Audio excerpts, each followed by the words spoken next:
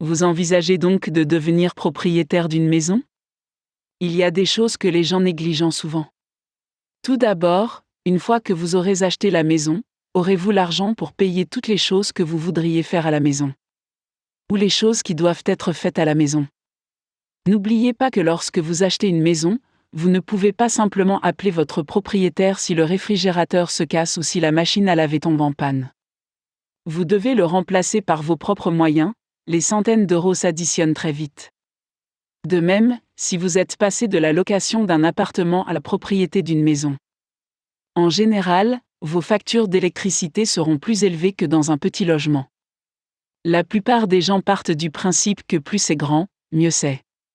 Gardez à l'esprit que plus vous avez de salles de bain et plus vous avez d'étages, plus il y a de nettoyage à faire. Cela semble être quelque chose de facile à ignorer. Pour que votre maison soit en bon état de fonctionnement, il est impératif de la garder propre. Sans oublier que lorsque vous avez une maison de location, vous n'avez généralement qu'un minimum de travail à faire dans le jardin, alors qu'avec une maison, vous essayez toujours d'améliorer et de modifier votre paysage et cela devient très vite coûteux. Si vous n'avez pas beaucoup de temps ou d'argent, alors être propriétaire n'est peut-être pas pour vous pour le moment et il n'y a rien de mal à cela. J'ai connu de nombreuses personnes fortunées qui louaient seulement, simplement parce que si quelque chose allait mal, elles n'avaient pas le temps de s'asseoir et de trouver qui appeler pour réparer ces articles et d'attendre pour les laisser entrer, etc. Ils laissaient simplement ces choses à leurs propriétaires. Beaucoup de gens se concentrent sur l'intérieur de la maison. Vous devez aussi vous concentrer sur l'extérieur. À un moment donné, vous aurez besoin de faire des retouches à l'extérieur, qu'il s'agisse du toit, de la peinture, de la réparation de fuites dues à des tuyaux fissurés. L'extérieur est généralement un coût manqué que les gens ne mettent pas dans leur budget prévu.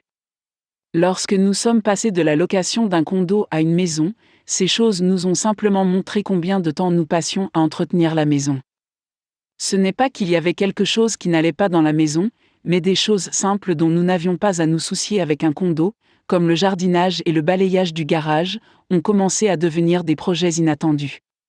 Notre cour avait l'air simple et facile à nettoyer.